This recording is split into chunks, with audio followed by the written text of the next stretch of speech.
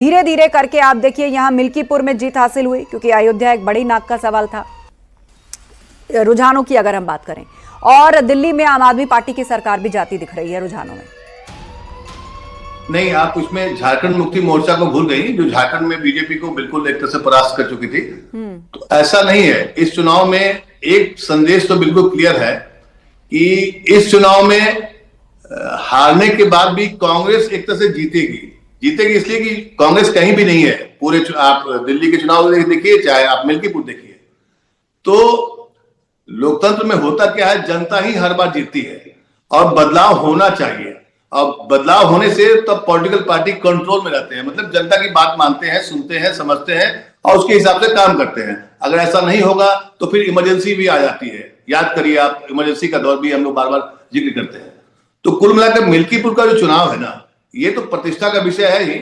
ये थोड़ा सा आपको अपग्रेड करेगा, बीजेपी को पावर आएगा, एक तरह से हाँ एनर्जी आएगी। लेकिन चुनाव में जिस तरीके से इस बार मुद्दे को हटा करके और जिस तरह से बयानबाजी हो रही है, उससे तो साफ लगता है कि अब चुनाव का एजेंडा जो होता है बिल्कुल बदल गया है। नेतृत्व जो होता है हर एक पॉलिटिकल पार्टी का, क्या बोल रहा है लोग उसको सुनते हैं। अब सोचिए कि 5 तारीख को चुनाव हुआ मिल्कीपुर में, उसके पहले इलाहाबाद में इतना बड़ा जो अव्यवस्था दिखाई पड़ी या जो भी खबरें आई, उसका अगर इस चुनाव पर प्रभाव नहीं पड़ता है तो आप समझिए इस बात को कि इसमें क्रेडिट जाएगा योगी जी को जाएगा, उनके पूरे स्ट्रेटजी को जाएगा कि हाँ उन्होंने अच्छी रणनीति बनाई। क्योंकि मिल्कीपुर को लेकर के अखिलेश यादव और तमाम अवधेश जी और तमाम लोग जिस तरीके से कैंपेन कर रहे थे, ऐसा लग रहा था कि मामला मुकाबला होगा टक्कर का। ऐसा दिख नहीं रहा है रुझानों में।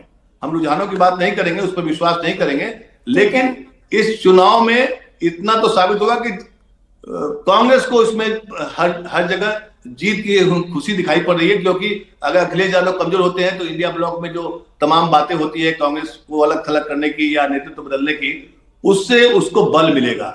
उधर केजरीवाल भी कमजोर हो रहे हैं। अगर ये रुझान दिखाई पड़ा तो ठीक है, चलिए ये आपका आकलन है।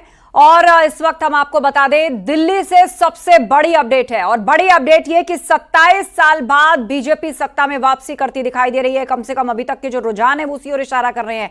40 सीटों पर बीजेपी आगे चल रही है, कंफर्टेबल मेजॉरिटी की तरफ बीजेपी बढ़ गई है। और कांग्रेस का जो कांटा है वो भी एक सीट पर ही अटका हुआ है, ना तो वो बढ़ रहा है और ना वो घट रहा है।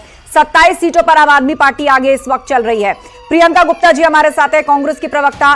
प्रियंका जी बताइए, 27 साल पहले मैं अगर लेकर के चलूं तो जब बीजेपी सत्ता से बाहर हुई थी दिल्ली के अंदर तो बहुत सारे मुद्दे थे, प्याज की कीमतें बढ़ी थी, लेकिन उसके साथ साथ दिल्ली मेट्रो के लिए जो सिग्नेचर था वो साइन हो गया था। हालांकि बाद में शीला दीक्षित सरकार ने उस चीज को रोका नहीं, आगे बढ़ाया, उसको क्रेडिट भी कांग्रेस ले जाती है। लेकिन 27 साल बाद बीजेपी अब सत्ता में वापसी कर रही है। एक तरह से दिल्ली की जनता जो है वो दिल्ली के अंदर भी डबल इंजन चाहती है। देखिए, मुझे लगता है कि जिस तरह से पूरे अगर पिछले कार्यकाल को देखा जाए तो मुझे लगता है कि शीला दीक्षित का जो कार्यकाल था वो अपने आप में एक बेंचमार्क था।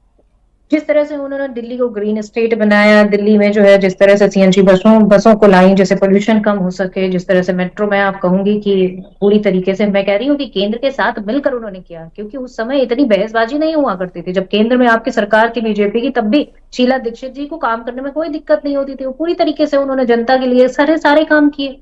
मैं समझती हूँ कि जिस तरह से उन्होंने दिल्ली का विकास किया वो अपने आप में एक बेंचमार्क है। केजरीवाल जी की रही बात, जिस तरह से उन्होंने शराब नीति बनाई, शराब नीति में एक बोतल फ्री दी, ये सारी नीतियां उनके लिए अपने आप में एक सवालिया निशान है कि जो भ्रष्टाचार की बात कर जो है सरकार में आए, जो ये कह रहे थे कि शीला दीक्षित जी को जो है जेल भेजेंगे, तो आज वो खुद जेल होकर आए हैं। तो ये अपने आप में एक सवालिया निशान है कि दिल्ली की जनता और तय करेगा हमारा पार्टी नेतृत्व है और हम किस व्यक्ति का कहाँ उपयोग होता है, उस हिसाब से राष्ट्र के निर्माण में कौन कहाँ बढ़िया काम कर सकता है। हम जैसे पहले 3 बार विधायक रहे थे तब विकास सेवा की, 2 बार सांसद रहे हैं।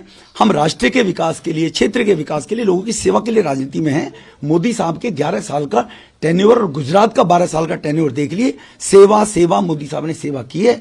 हम एक ऐसी विचारधारा के लोग हैं, सेवा करने के लिए राजनीति में हैं, मुख्यमंत्री मंत्री बनने के लिए राजनीति में नहीं है। सर, बार बार आम आदमी पार्टी ये कहती है कि इलेक्शन कमीशन का इस्तेमाल बीजेपी कर रही है, किस तरीके से आप? देखो, ये तो केजरीवाल को पूछो आप। जब केजरीवाल 13-14 में बोला करते थे तो ईडी सीबीआई को तोता बताया करते थे। शीला जी भ्रष्ट है, जेल भेज दूंगा। कहाँ गए शीला जी के 300 पन्ने के? तो ये तो जब लोग खुद अपने आप को, जनता उनको नकारती है तो अपनी कमी को स्वीकार करते हुए स्वीकार करना चाहिए उनको कि जनता ने मैंडेट राहुल को नहीं दिया, जनता ने मैंडेट उसको नहीं दिया अखिलेश जी को यूपी के अंदर। 5 साल काम करो, मेहनत करो, तब आगे बढ़िए। ये जनता लोगों का रिपोर्ट तैयार करती है, ना इलेक्शन कमीशन करता है, ना पुलिस करती है। अगर ये स्थिति रहती तो इमरजेंसी लगाकर श्रीमती इंदिरा गांधी ने 75 में लोकतंत्र की हत्या करने की कोशिश की, 77 में लोगों ने धूल चटा दी।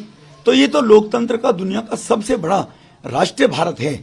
यहां पर कोई अपनी कमियों को छुपाने के लिए एजेंसियों पर दोषारोपण करता रहे, वो अपनी गिरवान में झांके, तब उसको जानकारी रहनी चाहिए। Thank you so much sir. एक सिंगल सर क्या कहेंगे? 36 बीजेपी है और आम आदमी पार्टी। वक्तव्य आने शुरू हो गए हैं और दिल्ली में जो बीजेपी नेता हैं वो खुल करके अब अपनी जीत को मान रहे हैं, जनता का धन्यवाद देते हुए नजर आ रहे हैं और साथ ही साथ विपक्षी दलों को नसीहत भी कि वो ग्राउंड पर मेहनत करें क्योंकि रिपोर्ट कार्ड जनता बनाती है। प्रियंका गुप्ता जी हमारे साथ हैं। प्रियंका गुप्ता जी यही नसीहत दे रहे हैं बीजेपी के तमाम नेता और कार्यकर्ता कि ग्राउंड पर उतरिए, जनता के मुद्दों को उठाइए, उससे कोई फायदा होगा। सीबीआई, ईडी, चुनाव आयोग, सत्तारूढ़ दल, इस सब